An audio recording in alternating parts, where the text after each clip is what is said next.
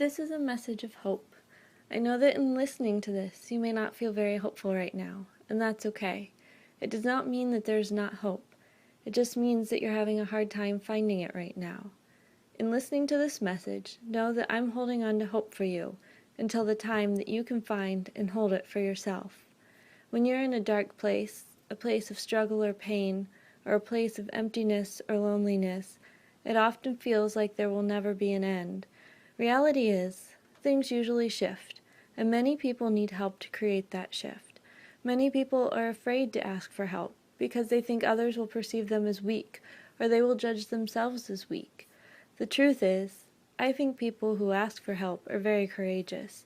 It's really hard to be vulnerable and to put yourself out there. It's important to know that help looks different for different people, and that no form of help is any better or worse than any other type of help. If you're seeking help from another person, be sure to choose someone who you're fairly sure will not hurt you. An example of someone not to talk to would be the friend who always feels like her problems are bigger or more important than yours. The best choice of someone to talk to is a person who listens without judging you. Maybe you think you don't have someone like this in your life right now, or maybe you do, but it does not feel like enough. Seeking out a counselor or therapist can be helpful in this case. Humboldt State University students have access to free short-term counseling on campus and can call the counseling center anytime, day or night, to get support. For some people, medication is also an essential component of feeling better. You should talk to your doctor about this if you feel that this is the best path for you. There may also be other ways to start yourself on the path of feeling better. Sometimes it may be hard to believe, but there's a strong connection between the mind and body. Feeding your body nutritious food several times a day can provide you with more energy and will likely improve your mood.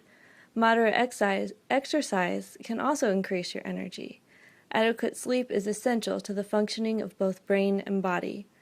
Even though most of us know these things, it can be difficult to find the motivation to do them, even when we're psychologically healthy. I bet that if you can push yourself to try at least one of these things, it will start to help. You can also find some good tools online that may help. The HSU Counseling Center website is a great place to start, especially because it's important to find resources on reputable sites. On the site, you can find some links for guided meditations and breathing exercises. There's also a gratitude log. It may seem silly or pointless, or even like you have nothing to be grateful for, especially if you're really feeling crappy and hopeless. But with some thought, I bet you could come up with something, even if it seems frivolous or insignificant. Gratitude can be helpful because when we feel bad, it's easy to forget or brush off any positives in our lives, and gratitude brings us back to that, at least for a brief moment. As I'm sure you're aware, when you're feeling bad, it's easy to dwell in the negative. If you need it, please reach out for help. I know that things can and will get better.